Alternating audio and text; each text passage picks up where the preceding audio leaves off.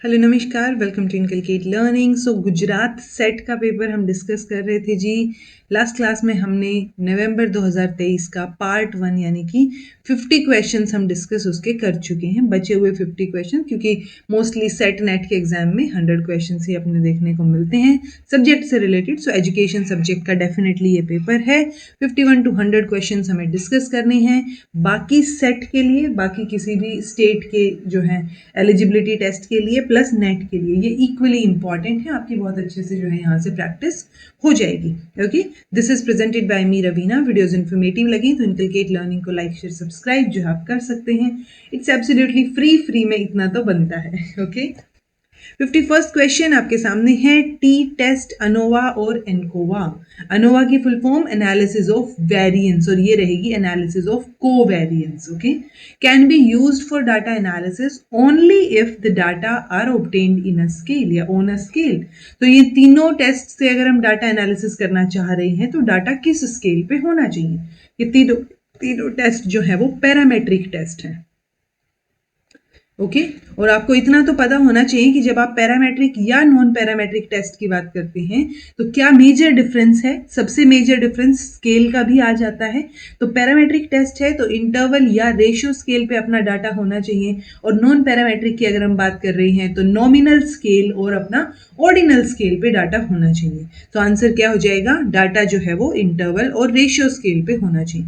Usually और भी assumptions है, जैसे एक और मेजर अजम्पशन है कि पैरामेट्रिक टेस्ट अगर है तो डाटा नॉर्मल प्रोबेबिलिटी कर्व पे भी होना चाहिए, यानी नॉर्मल प्रोबेबिलिटी कर्व का डिस्ट्रीब्यूशन का होना चाहिए, नॉर्मल डिस्ट्रीब्यूशन का होना चाहिए। यहाँ पे मैटर नहीं करता कि नॉर्मल डिस्ट्रीब्यूशन कर्व बनता है या नहीं बनता है, वो चीज जो है वो फिर अलग हो जाएगी। ओके, सो मेजर ये दो चीजें तो एटलीस्ट याद होनी चाहिए आपको पैरामेट्रिक नॉन पैरामेट्रिक के बारे में।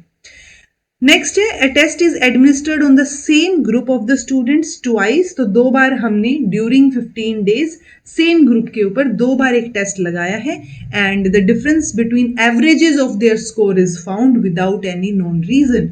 तो हमने डिफरेंस निकाल लिया है बिटवीन देयर एवरेजेस। तो अगर हम उनके एवरेज के बीच का डिफरेंस निकाल रहे हैं, वो sampling error, standard error, geometric mean या फिर स्टैटिस्टिकल रिग्रेशन, क्या चीज कहलाएगा। तो जब हम रिग्रेशन की बात करते हैं तो हम प्रिडिक्ट करने की कोशिश करते हैं। सो आंसर अपना क्या रहेगा जी, स्टैटिस्टिकल रिग्रेशन रहेगा, क्योंकि मीन तो हम ऑलरेडी उनका निकाल चुके हैं। उस मीन के डिफरेंस की बात कर रहे हैं ना हम, तो हम फर्दर आगे बढ़ चुके हैं। Which one of the following is not a system of inquiry in qualitative research? तो क्वालिटेटिव रिसर्च में सिस्टम ऑफ इंक्वायरी कौन सा नहीं है। बेसिकली कौन सा इसमें जो है वो क्वालिटेटिव रिसर्च का पार्ट नहीं रहेगा, या क्वालिटेटिव रिसर्च के तरीके जो हमने डाटा कलेक्ट किया है क्वालिटेटिवली उसको एनालाइज नहीं करेगा, आप ऐसा बोल सकते हैं। Discourse analysis, case study, rating scale analysis और एथनोग्राफी। एथनोग्राफी, केस स्टडी और डिस्कोर्स एनालिसिस ये क्वालिटेटिव रिसर्च का ही पार्ट माने जाते हैं। जब रेटिंग की बात आ गई, ये क्वांटिटेटिव पे चला गया, जहां पे हम कंपैरिजन कर रहे हैं, रेट कर रहे हैं। ठीक है, तो उसको एनालाइज करना क्वांटिटेटिव रिसर्च में जाएगा। बाकी तीन जो है वो किस में आ जाएंगे, क्वालिटेटिव में आ जाएंगे। डिस्कोर्स की जब हम बात करते हैं तो ये भी एक ब्रॉड टर्म है बहुत सारे क्वालिटेटिव मेथड्स के लिए जो एक्सप्लोर करते हैं structure and expression of language with in it social and cultural context. तो ये लैंग्वेज से रिलेटेड है, ये लिंग्विस्टिक कंटेंट को देखता है कि क्या था और कैसे जो है वहां पे लैंग्वेज यूज की गई है, उस चीज के बारे में डिस्कोर्स एनालिसिस बात करता है। Triangulation is a method used in only quantitative, only qualitative, both quantitative, qualitative या फिर exceptional research में हम use करते हैं। Triangulation एक तरीके से एक method है जहां पे हम combined method, it's like combined तरीकों से, एक से ज्यादा तरीकों से डाटा कलेक्ट करते हैं। तो वो चीज हम क्वालिटेटिव रिसर्च हो, क्वांटिटेटिव रिसर्च हो, किसी में भी इस्तेमाल कर सकते हैं। तो ट्रायंगुलेशन का एक तो आपको याद रखना है ट्रायंगुलेशन का कि दोनों रिसर्च में आप यूज कर सकते हो इस मेथड को, प्लस ये मोर देन वन वे से जो है वो डाटा कलेक्ट करता है। मोर देन वन वे यानी एक से ज्यादा तरीके जो है हम अपना रहे हैं, दो या दो से ज्यादा तरीके अपना रहे हैं डाटा कलेक्शन के लिए। Which one of the following does not fall under non-parametric techniques? तो पैरामेट्रिक नॉन पैरामेट्रिक करवा रखी है, आपको कोई डाउट होना ही नहीं चाहिए। आंसर क्या हो जाएगा अपना अनोवा टेस्ट, क्योंकि ये टी टेस्ट, अनोवा टेस्ट ये सारे के सारे पैरामेट्रिक में आ जाते हैं, जो अभी ऊपर हमने क्वेश्चन भी किया। बाकी सारे जो है अपने नॉन पैरामेट्रिक टेक्निक्स रहेंगे।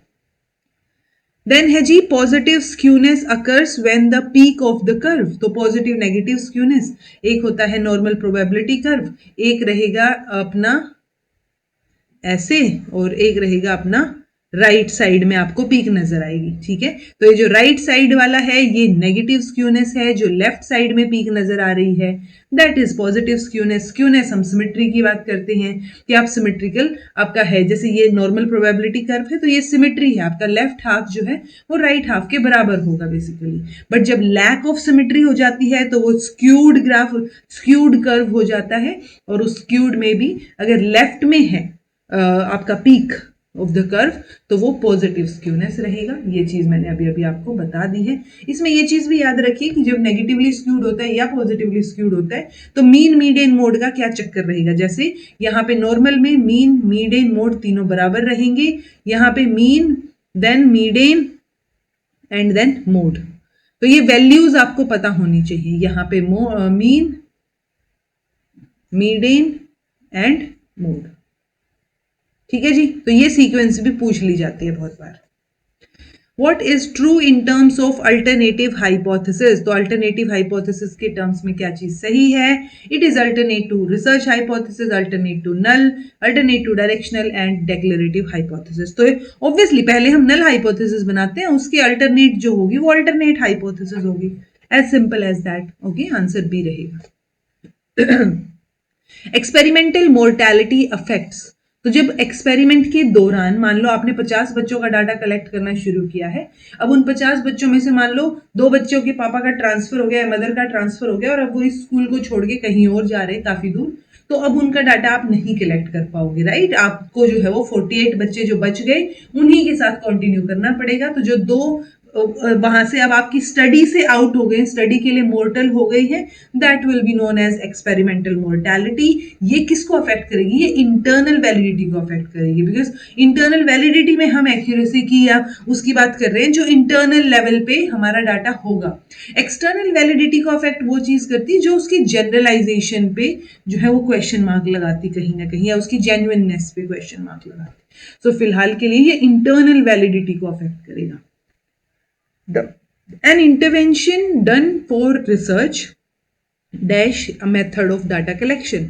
तो आपने रिसर्च के दौरान जो इंटरवेंशन किया है is a method of data collection, may be a method, should be a method, is not a method. तो इंटरवीन करना रिसर्च के दौरान is not a method of data collection. Okay, An inquiry into the roots of aggression in tribal males in India. This problem falls under which type of research? तो आप जो है tribal mail जो है India में, मतलब tribe के में रहने वाले जो आदमी लोग हैं वो अग्रेसिव हैं और उनका अग्रेशन कहाँ से आ रहा है, ये चीज आप जो है इंक्वायरी करना चाह रहे हो, रूट कोज जानना चाह रहे हो उनका। तो आपको क्या करना पड़ेगा? आपको एथनोग्राफिक स्टडी करनी पड़ेगी, वहां जाना पड़ेगा, वहां रहना पड़ेगा, ऑब्जर्व करना पड़ेगा, चीजें देखनी पड़ेंगी, तब जाके आपको पता चलेगा। तो ये एथनोग्राफिक रिसर्च के अंडर आ जाएगा। Which of the following is an example of reflective journal? तो reflective journal यूजुअली हम टीचर के लिए वर्ड यूज करते हैं, वरना वैसे तो किसी के लिए भी हो सकता है, जहां पे आप रिफ्लेक्ट बैक कर रहे हैं अपने काम के ऊपर। ओके, तो ये क्या है जी? एग्जाम्पल पूछा इसका, a journal maintained by students on laboratory work. तो आप लैब में क्या काम कर रहे हैं, आपने उससे रिलेटेड जर्नल बना लिया, that is not reflective journal, right. A journal on experiences of a long duration field work by students. तो अब जो लॉन्ग ड्यूरेशन फील्ड वर्क किया है उसके एक्सपीरियंस को नोट डाउन किया जा रहा है, यानी आप बैठे हैं, आपने सोचा, आपने क्या एक्सपीरियंस किया और लिखा।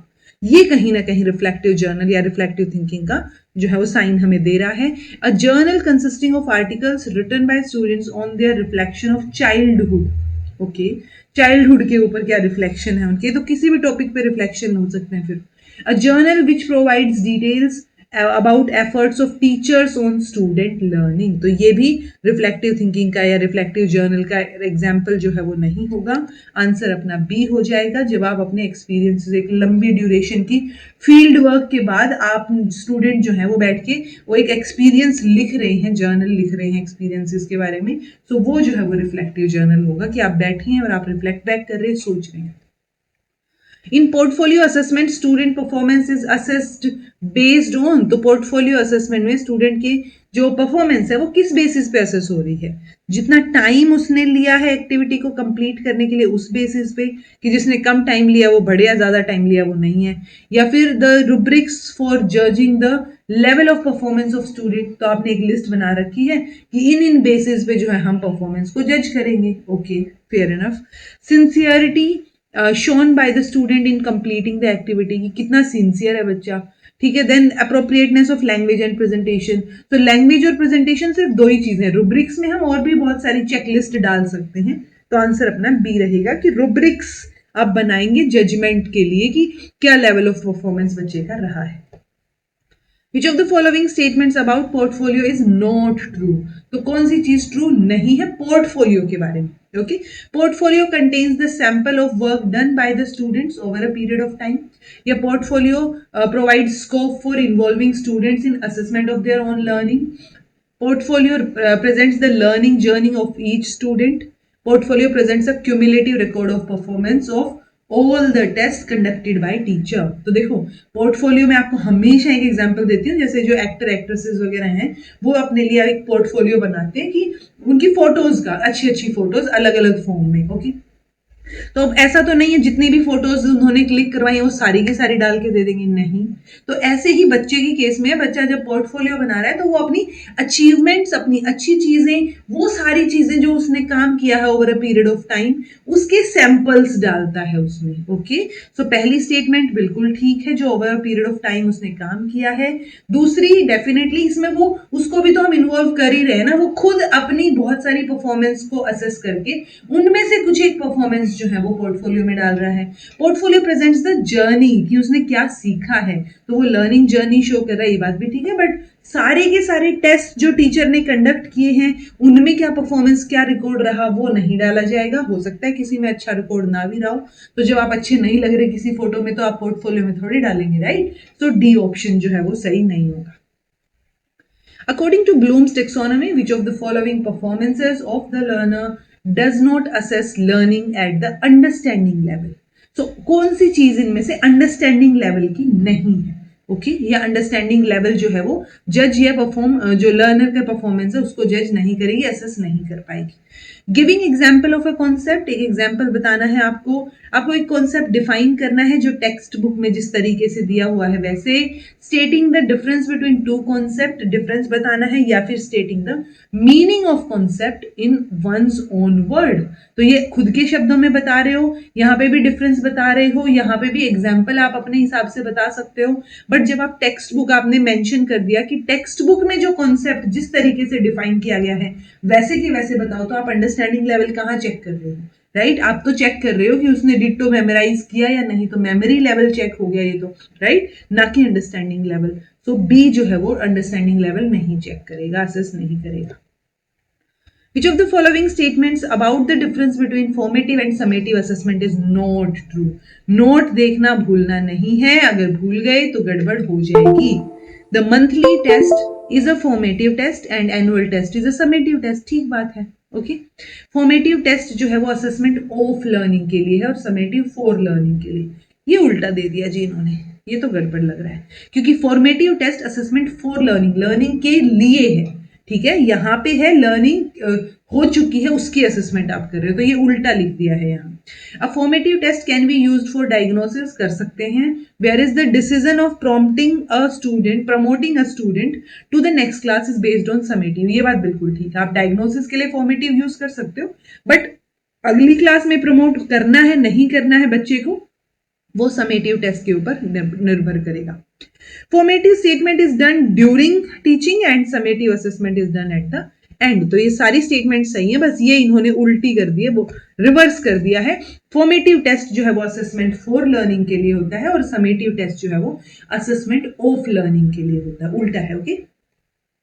Which of the following assessment done by a teacher can be considered as a summative assessment? तो समेटिव यानी एंड में, ठीक है। तो question asked by a teacher during the lesson, and में नहीं पूछ रहा है टीचर, तो ये तो फॉर्मेटिव हो गया। A unit test administered after teaching a unit, तो आपने एक यूनिट कंप्लीट कर दिया है उसके बाद आप टेस्ट ले रहे हो, ये साउंड समेटिव थोड़ा सा। Then an assignment given to students for discussion ये भी ड्यूरिंग द क्लास डिस्कशन की बात हो रही है। Oral quiz conducted to help students know how much they have learn the topic, तो ये भी अपना फॉर्मेटिव रहेगा कि कितना बच्चे सीखे हैं, वो टीचर को भी पता चल जाएगा, बच्चों को भी पता चल जाएगा। बट जब आप एक यूनिट कंप्लीट होने के बाद टेस्ट ले रहे हो, वो समेटिव असेसमेंट में आ सकता है जी। In the context of stages of pedagogical analysis, तो देखो ये WB सेट में भी आया हुआ है इसी तरीके का क्वेश्चन। तो क्वेश्चंस जो हैं आपको मैच करते हुए नजर आएंगे, इसीलिए आपके रिवीजन के लिए बेस्ट है कि आप अलग अलग सेट के या नेट के क्वेश्चंस प्रैक्टिस करो। ओके, तो इन the context of stages of pedagogical analysis कौन सी स्टेज नहीं है? Which of the following is not a stage? Formulation of objectives in behavioral terms, analyzing learner की needs, कंडक्ट करना है कंटेंट एनालिसिस और selecting appropriate methods. तो देखो content को तो एनालाइज आप करोगे जब आप पेडागोजी कैसे पढ़ाना है उसको एनालाइज कर रहे हो तो, right. Then selecting appropriate method भी ठीक है। Formulation of the objectives in a behaviour terms और analysing the learning needs, answer अपना बी हो जाएगा, क्योंकि लर्निंग नीड्स को या लर्नर की नीड्स को एनालाइज करना पेडागोजी से रिलेटेड नहीं, पेडागोजी से रिलेटेड रहेगा कि आप कैसे पढ़ाएंगे। ओके, सो ऑब्जेक्टिव्स को फॉर्मुलेट करना, कंटेंट को सीक्वेंस में करना, कंडक्ट करना एनालिसिस उसका, या फिर फर्दर जो किन मेथड से किन तरीकों से पढ़ाओगे, वो सारी चीजें आएंगी।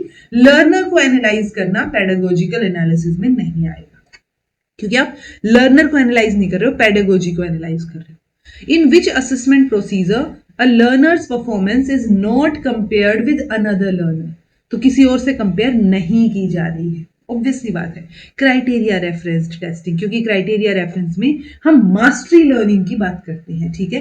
फॉर्मेटिव में भी ड्यूरिंग द क्लास असेसमेंट है, बट टीचर कंपेयर कर सकता है कि देखो तुमसे ज्यादा बेटर तो उसने बताया है।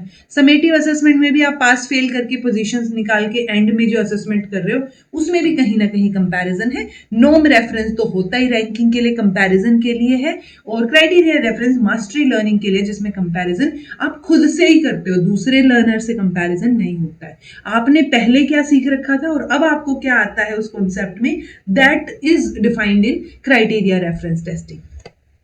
विच of the following is a presage product criteria?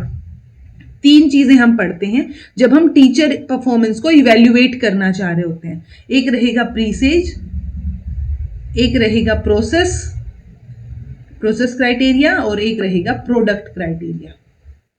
जब हम टीचर की बात करते हैं, टीचर की पर्सनालिटी, उसकी क्वालिफिकेशंस, उन चीजों के बारे में बात करते हैं, दैट इंक्लूड्स प्रीसेज, कि उसके बेसिस पे आप टीचर की परफॉर्मेंस जज कर रहे हो। प्रोसेस, टीचर ने किस तरीके से पढ़ाया है उसको जज करना, और प्रोडक्ट, क्या रिजल्ट निकल के आया है, उस बेसिस पे टीचर की परफॉर्मेंस को इवेल्युएट करना। ओके, तो ये ट्रिपल P है जिस तरीके से हम टीचर की परफॉर्मेंस को इवेल्युएट कर सकते हैं। सो अब इसने पूछा है presage and product criteria for evaluating teacher performance. Personal background of teacher in relation to classroom participation, तो देखो क्लासरूम में पार्टिसिपेट करना is some sort of under process. Okay, personal background okay presage में चला जाएगा थोड़ा सा।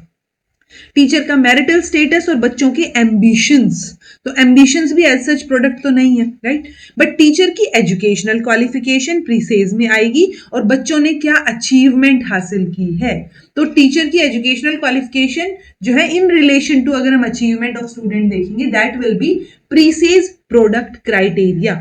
Okay, methods use by teacher and student achievement, ये हो जाता प्रोसेस प्रोडक्ट क्राइटेरिया, डी वाला। ओके, तो अपना आंसर अभी के लिए हो जाएगा थर्ड, जिसमें हम प्रीसेज और प्रोडक्ट क्राइटेरिया की बात कर रहे हैं। The situation in which the learner uses his or her own insight to solve the problem is known as, तो जब आप खुद की इंसाइट यूज कर रही हैं, दैट मीन्स आपको कोई पर्टिकुलर पाथ नहीं दिखाया गया है, आपको ये नहीं बोला गया है कि यही एक रास्ता है, या ये दो रास्ते हैं, या ये चार रास्ते हैं, इनमें से आपको चूज करना है, नहीं, आपकी इंसाइट है, आप जो है नॉन पाथ सिचुएशन में खड़े हैं एक तरीके से।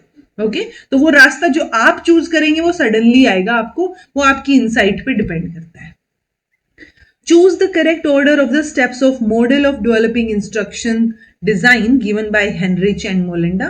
अगर आपको हेनरिच मोलेंडा नाम से डर लग रहा है तो एक बार पढ़ लो, क्योंकि सीक्वेंसाइज करने को बोला है, तो सीक्वेंस में तो आप कॉमन सेंस से भी लगा सकते हो, ठीक है। तो देखो यहाँ पे ही देख लो 6 6 2 1, तो पहले ये देखो 6 है स्टेट द ऑब्जेक्टिव्स, 2 है एनालाइज द लर्नर, और एक है रिक्वायर पार्टिसिपेशन, तो 1 तो नहीं होगा, या तो आप लर्नर को एनालाइज कर रहे हो या फिर ऑब्जेक्टिव्स को स्टेट कर रहे हो। तो आंसर क्या आ जाएगा?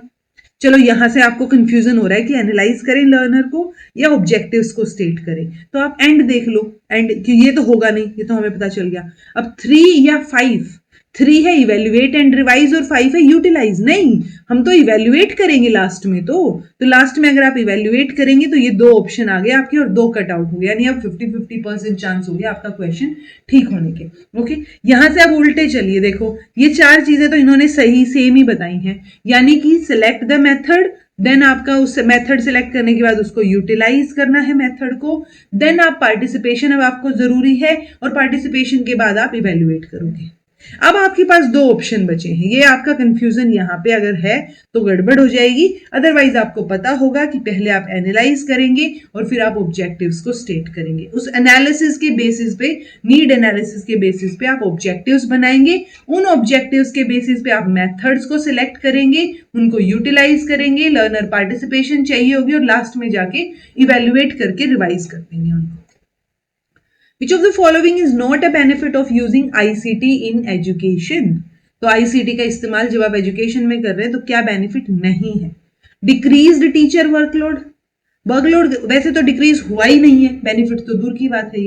रिड्यूस कॉस्ट ऑफ एजुकेशन, हाँ रिड्यूस हो गई है आईसीटी की वजह से, ऑनलाइन लर्निंग वगैरह, ट्रैवलिंग का खर्चा बच गया वगैरह वगैरह। Increased student engagement and motivation, या फिर improved access to educational resources, तो एजुकेशनल रिसोर्सेज की एक्सेस बढ़ गई है, बच्चों की एंगेजमेंट बढ़ गई है, बिकॉज ऑफ आईसीटी कॉस्ट भी रिड्यूस हो गई है। बट ये बेनिफिट नहीं है जी, क्योंकि वर्कलोड कम हुआ ही नहीं है। बेनिफिट तो तब होगा ना जब कम हुआ हो। ओके, सो वर्कलोड बढ़ाई है टीचर्स का आईसीटी में भी, बिकॉज उनको कंपैरेटिवली अलग अलग तरीके ढूंढने पड़ रहे हैं बच्चों से डील करने के।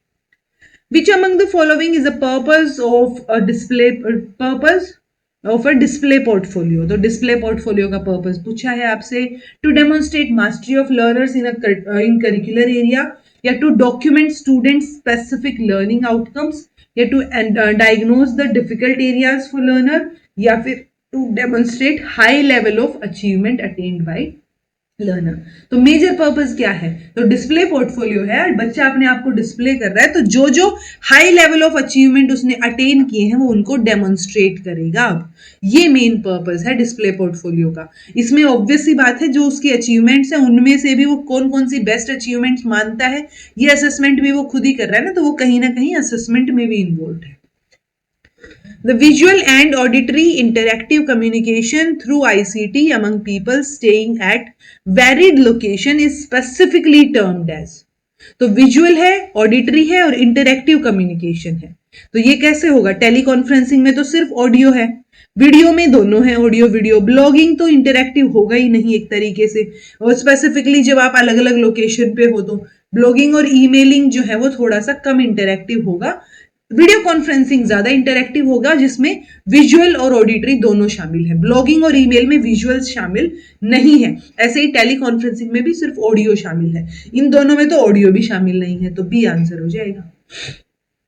According to Vygotsky socio cultural cognitive theory, which of the following points are important?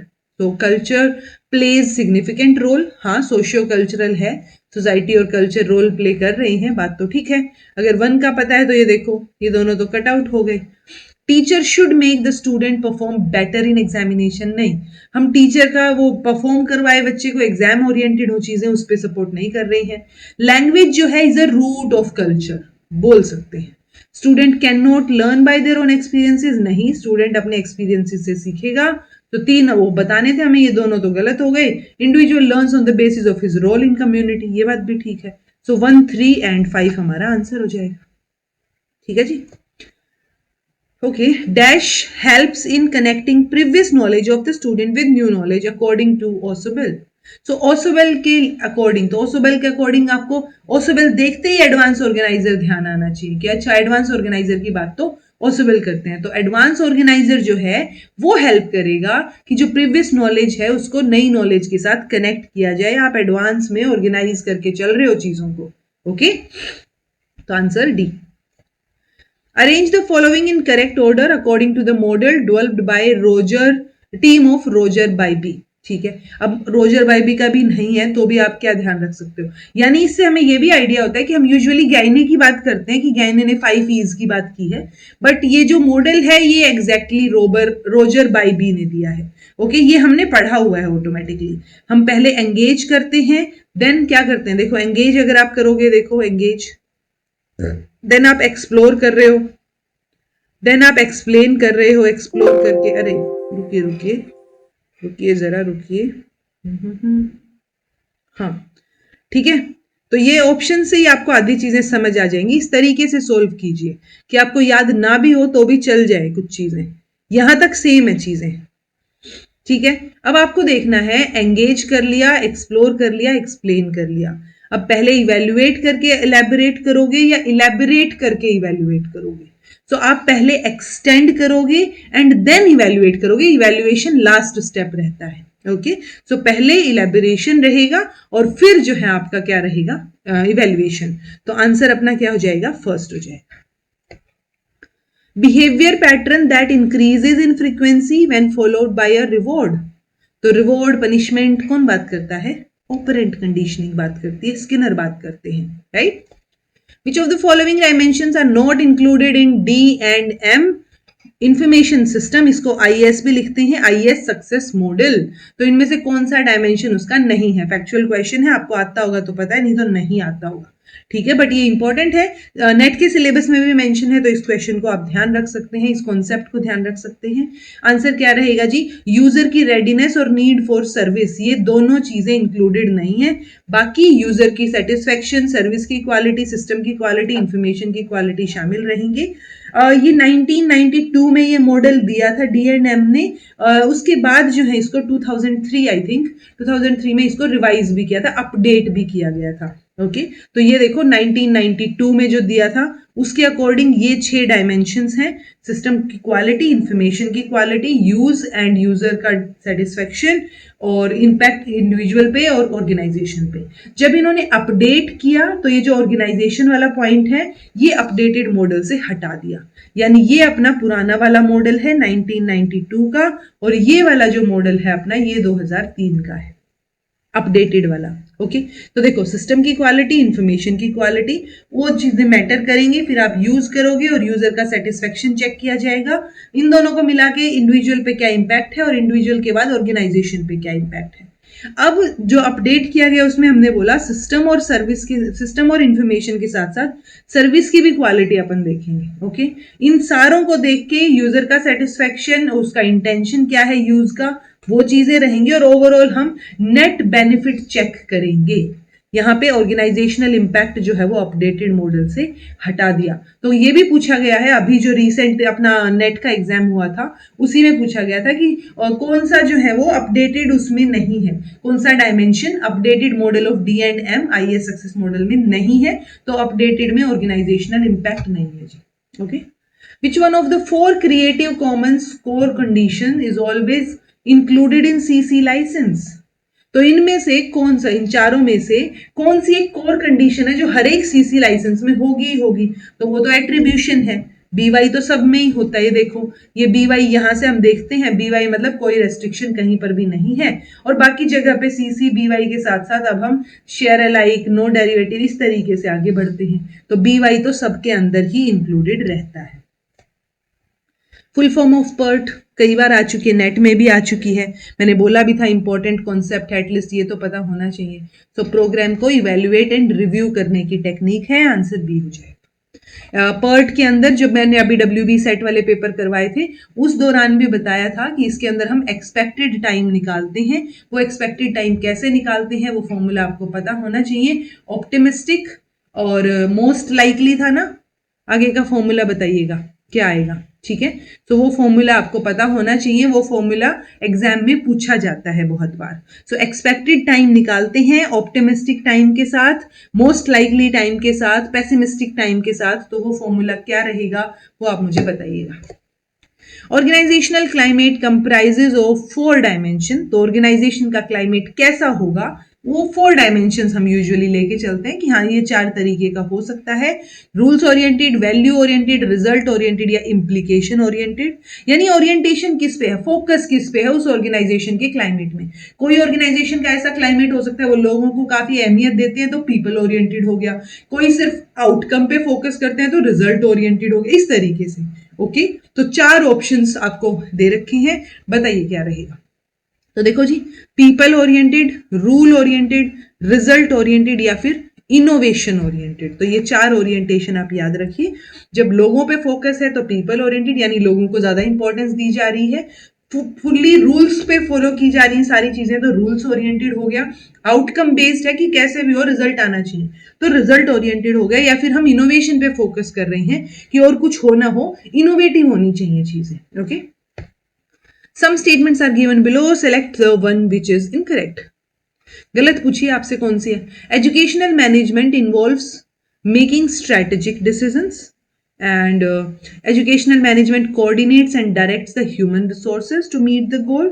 Educational administration involves making operational decisions. और या फिर एजुकेशनल एडमिनिस्ट्रेशन जो है only reviews the goals of education. Only administrative level पे आप सिर्फ goals of education थोड़ी ना रिव्यू करोगे, बहुत सारी चीजें आ सकती हैं। ओके, तो पहली 3 चीजें सही हैं, जो लास्ट वाली है ओनली की वजह से गड़बड़ होगी। Setting up an institution building focuses on the creation और expansion of institution and the technical skills of for operating them. Along with that the most important one is, यानी जब आप इंस्टीट्यूशन बिल्डिंग के ऊपर फोकस कर रहे हो या इंस्टीट्यूशन बिल्डिंग आप करना चाह रहे हो तो फोकस आपका क्रिएशन पे है, इंस्टीट्यूशन को एक्सपेंड करने पे है, टेक्निकल स्किल्स क्या लगेंगी उस पे है। उसके साथ साथ क्या होना चाहिए, ट्रांसपेरेंसी होनी चाहिए, इंटीग्रिटी होनी चाहिए, रिसोर्सेज या फिर पब्लिक अकाउंटेबिलिटी। सो इंटीग्रिटी एक बेटर वर्ड है जी, इंटीग्रिटी होनी चाहिए जिसमें ऑटोमेटिकली अगर आपके अंदर इंटीग्रिटी है तो ट्रांसपेरेंसी, अकाउंटेबिलिटी, वो सारी चीजें ऑटोमेटिकली आ जाएंगी। Okay, leader member exchange theory consist of 4 stages. Leader member exchange theory या लीडरशिप की थियरीज, करिकुलम, ये मैंने वीआईपी क्लासेस में पेपर 2 के लिए करवा रखी हैं, तो आप वो वीआईपी क्लासेस भी देख सकते हैं थोड़ी डिटेल्ड प्रिपरेशन के लिए। Okay, role making, leadership making, role taking, team making. तो ये सीक्वेंस पूछी है यहाँ पे हमसे कि पहले आप रोल मेक करोगे, टीम मेक करोगे, रोल टेकिंग या टीम मेकिंग। तो देखो पहले रोल टेकिंग होता है, फिर मेकिंग होता है, फिर लीडरशिप रहती है और लास्ट में जाके टीम बनती है आपकी। ओके, तो लीडर मेंबर एक्सचेंज थियरी में ये 4 स्टेजेस रहेंगी, यही सीक्वेंस है, ये आपको पता हो। रोल टेकिंग में लीडर जो है वो असेस कर रहा है मेंबर्स की एबिलिटीज को, रोल मेकिंग में लीडर क्रिएट कर रहा है एक रोल उस मेंबर के लिए कि हाँ ये वाला काम, क्योंकि यहाँ पे आपने एबिलिटीज जो है वो असेस कर ली ना, तो रोल मेकिंग में अब आप उसको क्या रोल दोगे वो आ जाएगा। यहाँ पे फोकस लीडर मेंबर के रिलेशनशिप पे रहेगा और लास्ट में जाके फोकस जो है वो ओवरऑल ग्रुप पे रहेगा, एक टीम बनेगी। Okay, Which one is not the leadership theory as stated below? तो लीडरशिप की थियरीज भी वीआईपी क्लास में करवा रखी है जी। ट्रांजैक्शनल, कंटीजेंसी, कैरिज्मेटिक, तो ये करवा रखी है। ट्रेडिशनल लीडरशिप करके कोई थियरी है नहीं, ट्रेट लीडरशिप थियरी जरूर है। Okay, appraisal cost, failure cost, prevention cost या फिर टोटल कॉस्ट, ये आपसे पूछी गई है। देखो यहाँ पे एक का भी आंसर अगर आपको पता हो तो आंसर आने के चांसेस ज्यादा है। ओके, कंपनी, पहले सारी चीजें पढ़िए, कौन सा आपको परफेक्ट लग रहा है कि इन 4 में से इसका मतलब तो यही है। Okay, company spends with the intention of reducing error in the product, यानी आप रिड्यूस करना चाह रहे हो चीजों को, एरर रिड्यूस करना चाह रहे हो। देन है means to quantify the total cost of quality, related efforts and efficiencies incurred by a manufacturer for defective goods, fees paid by a company for defective product ahead of delivery, यानी कि आपने बिना वो ahead of delivery जो है एक defective product के लिए फीस पे कर दी है। इनमें से क्या लग रहा है बताइए। अप्रेजल कॉस्ट तो अच्छी चीज के लिए होना चाहिए। यहाँ पे फेलियर कॉस्ट में तो बिल्कुल जो कॉस्ट आपने दी वो फेल हो गई है, टाइप्स। प्रिवेंशन कॉस्ट पहले से दी गई है एंड देन आपका है टोटल कॉस्ट। तो क्या आंसर रहेगा सोचिए जरा। टोटल कॉस्ट की अगर बात करें, अगर हम टोटल कॉस्ट 4th का सेकंड, यानी कि सेकंड, अच्छा ओके ठीक है, ओके, बी ऑप्शन रहेगा आपका। अप्रेजल कॉस्ट जो आपने फीस पे की है कंपनी को for defective product ahead of delivery, appraisal तो पहले ही दिया जाता है ना टाइप्स, तो अप्रेजल कॉस्ट। देन आपका फेलियर कॉस्ट आ गया जो डिफेक्टिव आपने incurred by the manufacturer for defective goods, and failure ये आपका प्रिवेंशन कॉस्ट आ गया, कंपनी ने जो स्पेंड किया है with intention of reducing error, वो प्रिवेंटिव कॉस्ट है कि आगे फर्दर एरर होके और कॉस्ट ना लगे हमारी, पहले ही लग ले, तो वो थर्ड का फर्स्ट आ गया। The three-step model of change was initially developed by, तो थ्री स्टेप मॉडल किसने किया है? अनफ्रीज करो, चेंज करो, वापस से फ्रीज कर दो, कर्ट लेविन का मॉडल है जी। Okay, Which one is not included in the list of 4 pillars of total quality management? तो total quality management के लिए 4 pillars की बात की जाती है। कस्टमर पे फोकस है, discrete improvement पे फोकस है, employee participation पे, और process oriented approach है। तो देखो ये discrete improvement नहीं होगा, ये continuous improvement होगा। ओके, तो ये ही 4 जो है वो पिलर्स रहेंगे टोटल क्वालिटी मैनेजमेंट की, कि आप कस्टमर की नीड पे फोकस कीजिए, उसको चाहिए क्या है, उसके अकॉर्डिंग कंटिन्यूटी में आप इंप्रूव करते रहिए, आपके इंप्लॉइज का पार्टिसिपेशन हो, प्रोसेस ओरिएंटेड अप्रोच आपको फॉलो करना है। विच one of the following does not come under the jurisdiction of neck? तो नेक की ज्यूरिसडिक्शन में कौन सी चीज नहीं आती है? Universities in India, both affiliated and autonomous colleges, distance education institutions of higher education, या फिर टीचर एजुकेशन इंस्टीट्यूशन।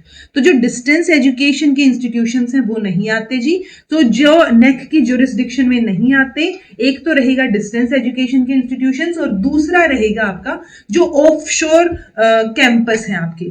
मान लो कोई यूनिवर्सिटी है, इंडिया में है, वो कोई भी हायर एजुकेशन इंस्टीट्यूशन, मान लो कुरुक्षेत्र यूनिवर्सिटी है, और इन्होंने अपना कैंपस जो है वो अब्रोड में कहीं खोल लिया है, भारत के जो एरिया है उससे बाहर, ठीक है, भारत की टेरिटरी से बाहर। तो भारत की टेरिटरी से बाहर जो भी इंस्टीट्यूशन या कोई आपकी ब्रांच है, कोई ऑफशोर कैंपस है, उसको नेक एक्रेडिटेशन नहीं मिलेगा, तो वो नेक की ज्यूरिसडिक्शन में नहीं आते। ये 2 चीज आपको याद रखनी है। Programme of action 1992 was formed to review, किस लिए बनाया गया था? 1986 की पॉलिसी को रिव्यू करने के लिए, सिंपल, ठीक है, इसमें तो कोई दो राय है ही नहीं, easiest question. Person with disability act 1995 was formed under article, कौन सा आर्टिकल इंडियन कॉन्स्टिट्यूशन का है जिसके अंडर 1995 का एक्ट बनाया गया? तो देखो 15, 21, 17 ये तो हमने पढ़ रखे हैं, ये तो अपना फंडामेंटल राइट्स हो गए सारे, ठीक है, ये तो अबोलिशन, अनटचेबिलिटी अबोलिशन की बात करता है, ये फिर वो इक्वालिटी वाली बात करता है, ये अपना एलिमेंट्री एजुकेशन 6 to 14 ईयर्स की कंपल्सरी एजुकेशन की बात करता है। बचा क्या? सी आंसर बचा, तो आपको नहीं भी पता तो भी एलिमिनेशन मेथड से सी आ गया। ऑल्दो इसमें है क्या, इसका टाइटल रहेगा legislation for giving effect to international agreements. तो जो इंटरनेशनल लेवल पे हमने एग्रीमेंट किया था उसके लिए हमें कुछ ना कुछ तो एक्ट बनाना था, तो वो किसके अंडर बन गया फिर? अपना 253 आर्टिकल के अंडर हमारा पीडब्ल्यूडी एक्ट निकल के आता है। By which other name the model showing interaction between components suggested by ICF, यानी जो ICF में वो components हम दिखाते हैं वही चीज कौन से मॉडल में भी दिखाई गई है? Biophysical model, psychological model, then आपका है बायोसाइकोलॉजिकल, हाँ बायोसाइकोलॉजिकल, देन है बायोकेमिकल और बायोडाइवर्सिटी। आंसर रहेगा बी, बायोसाइकोलॉजिकल, यानी बायो, सोशियो और साइकोलॉजिकल, ये रहेगा मेजरली। तो ठीक है, 3 चीजें इसके अंदर, हम साइको सोशल रहता है एक्चुअली, ये यहाँ पे एग्जैक्टली मेंशन नहीं है तो इन्होंने बायोसाइकोलॉजिकल बोल दिया, यानी बायोलॉजी और साइकोलॉजी दोनों चीजों को मिला के आप इन 2 को मिला लीजिए, ठीक है, सोशल को अगर आप छोड़ भी दें तो आईसीएफ के। अच्छा एक बात बताओ, आपको कमेंट करके बताना है, मैंने जो आईसीएफ मॉडल आपको करवा रखा है, आईसीएफ में कौन कौन से कंपोनेंट्स हैं जिनकी हम बात कर रहे हैं वो बताइएगा, बाकी इसका आंसर बी रहेगा। Which of the following are the characteristics of inclusive education? So, invigorating यानी बलवर्धनकारी सोशल इक्विटी होनी चाहिए, एजुकेशन में इक्वलाइजेशन होना चाहिए, इकोनॉमिक डेवलपमेंट की बात हम नहीं करते हैं, हम इंक्लूजन की बात कर रहे हैं, इफेक्टिव इम्प्लीकेशन होना चाहिए, कमर्शलाइजेशन को प्रिवेंट करना है, या फिर देखो 4 ही ऑप्शन है 6 में से, तो एक तो हमने कट आउट कर दिया, एक और कौन सा नहीं रहेगा? Positive attitude of all kind of students, हाँ, ये ठीक है, सभी स्टूडेंट्स का पॉजिटिव एटीट्यूड डेवलप करना। कमर्शियलाइजेशन प्रिवेंट करना इंक्लूसिव एजुकेशन की कैरेक्टरिस्टिक नहीं है। इंक्लूसिव एजुकेशन की कैरेक्टरिस्टिक है इंक्लूड करना, इफेक्टिवली उस काम को आगे बढ़ाना। तो आपका सेकंड नहीं, थर्ड और फिफ्थ नहीं आना चाहिए, first second fourth six answer होगा। ओके, सो ए आंसर हो गया। The process of keeping flexibility in content, teaching process, evaluation process, and in physical environment in order to fulfill the requirement of all kinds of students including students require special education needs। तो यानी आप process में flexibility रख रहे हो हर चीज में, content में, टीचिंग प्रोसेस में, इवेल्युएशन में, फिजिकल एनवायरनमेंट में, ताकि जो स्टूडेंट्स जिनको स्पेशल नीड्स, एजुकेशनल नीड्स की जरूरत है, वो भी जो है वहां पे फुलफिल उनकी हो सके। ओके, इसको हम क्या बोलेंगे? ये एनवायरमेंटल एडेप्टेशन की है आपने, या फुलफिलमेंट ऑफ साइकोलॉजिकल नीड की है, करिकुलम एडेप्टेशन की है, या साइकोलॉजिकल फ्लेक्सिबिलिटी है। तो ये आपने, अगर आपने टीचिंग प्रोसेस, इवेल्युएशन, कंटेंट, इन सब में फ्लेक्सिबिलिटी रखी है, तो ये करिकुलम एडेप्टेशन है जी, क्योंकि सिर्फ एनवायरमेंट की बात नहीं हो रही है, ना ही सिर्फ साइकोलॉजिकल नीड्स की बात हो रही है। तो ये करिकुलम से रिलेटेड नीड्स की बात हो रही है मेजरली, जिसमें एनवायरमेंट भी एक पार्ट रहेगा। NEP 2020 recommended that the region of country with large population of socio-economically disadvantaged groups would be declared as। तो NEP 2020 में ये recommend किया गया कि जहां पे socio-economically disadvantaged groups ज्यादा हैं, उनको आप special education zone, economic zone, socio educational या सोशियो इकोनॉमिक, तो आप उनको स्पेशल एजुकेशन जोन्स जो हैं वो डिक्लेयर करोगे। ए आंसर रहेगा। Which of the following are the recommendations of RPWD Act 2016? Free education provide करनी है 6 to 18 years of age, 4% seats जो है वो रिजर्व होनी चाहिए जब गवर्नमेंट जॉब्स की बात आएगी, and trainers working in professional rehabilitation centre should be registered. नहीं, थर्ड चीज जो है वो मेंशन नहीं की गई है, पहली दोनों बिल्कुल सही है, ठीक है, ऑल्दो रजिस्टर्ड होने चाहिए, ये आरसीआई का ऑब्जेक्टिव है, ठीक है। ये आरसीआई ध्यान रखेगा कि चाहे वो प्रोफेशनल लेवल सेंटर्स में काम कर रहे हो या फिर जो है वो स्पेशल एजुकेशन के फील्ड में काम कर रहे हो, वो सब लोग जो हैं वो रजिस्टर्ड होने चाहिए। देन है dash is helpful to the blind students to work with computer and other electronic devices. तो ब्लाइंड है तो क्यूआर कोड, बार कोड या ओसीआर ये हेल्प नहीं करेंगे, स्पीच रिकग्निशन सॉफ्टवेयर जो है वो हेल्प करेगा। ओके, तो ये हेल्पफुल रहेगा ब्लाइंड स्टूडेंट्स के लिए। विच of the following develop learning disabilities in child. तो लर्निंग डिसेबिलिटी किस किस वजह से आ सकती है? ऑटिज्म की वजह से, सेरिब्रल पल्सी की वजह से, हियरिंग इंपेयरमेंट या पार्शियल साइट इंपेयरमेंट। तो देखो 3 सेलेक्ट करने हैं, एक हम आराम से यहां से नेग्लेक्ट कर सकते हैं, पार्शियल साइट इंपेयरमेंट, बिकॉज थोड़ा सा नहीं दिख रहा है आपको, बाकी सब दिख रहा है, ठीक है, तो उसकी वजह से कोई लर्निंग डिसेबिलिटी आपकी नहीं आएगी। हियरिंग की वजह से आ सकती है कि आपको सुन नहीं रहा है अच्छे से, तो आपको जो है बोलना या पढ़ना उसमें दिक्कत आ सकती है, रीडिंग, राइटिंग, उन चीजों में, तो वो लर्निंग डिसेबिलिटीज यहाँ पे आ सकती हैं। सेरिब्रल पल्सी की वजह से और ऑटिज्म की वजह से, दोनों की वजह से ही आपको जो है वो लर्निंग डिसेबिलिटीज देखने को मिल सकती है, डेवलप हो सकती है। तो first, second and third answer रहेगा। फुल फॉर्म पूछिए जी, UNCRPD की इजीएस्ट क्वेश्चन। यूएन का मतलब यूनाइटेड नेशन है, तो नेशनलिस्ट तो नहीं होगा, तो ये 2 ऑप्शन तो वैसे ही कट आउट हो गए। यूनाइटेड नेशंस, तो कोलैबोरेशन है या कन्वेंशन है? कन्वेंशन है जी, convention on rights of persons with disability. Okay, so ये हो गए हैं आपके 2023 का question paper complete, and 100 questions हमने कर लिए हैं 2 पार्ट्स में, और अब हम नेक्स्ट क्लास से जो है वो 2022 का क्वेश्चन पेपर डिस्कस करेंगे। आपको समझ नहीं आया हो कुछ तो कमेंट करके पूछ लीजिएगा। This was all about today, thank you so much for watching. सभी के लिए इंपॉर्टेंट है, प्रैक्टिस के लिए अच्छी है ये क्लासेस अलग अलग सेट के पेपर की, इसीलिए मैं क्वेश्चंस पे ज्यादा फोकस कर रही हूँ, बिकॉज कॉन्सेप्ट्स हम ऑलरेडी कर चुके हैं चैनल पे। Okay, so this was all about today. Thank you so much for watching. Be happy, keep smiling, subscribe to Inculcate Learning because it is absolutely free, and be consistent in your efforts. Take care.